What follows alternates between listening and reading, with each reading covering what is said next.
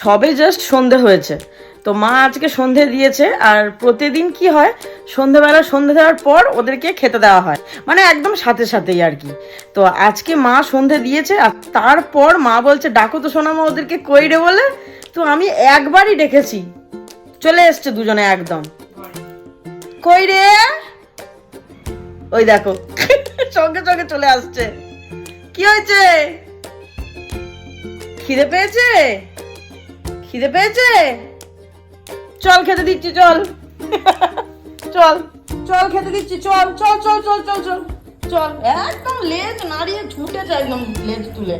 চল ফেনি, চল চল চল খেতে দিচ্ছি, আয় চলে আয়, চল চল চল চল চল চল। এবারে দুজনে দাঁড়িয়ে থাকবে, এইখানটায় দাঁড়িয়ে থাকবে। হ্যাঁ আমি বললাম না এরা যাবে না, কেননা ওরা জানে এইখানটায় থাকে ওদের খাবার।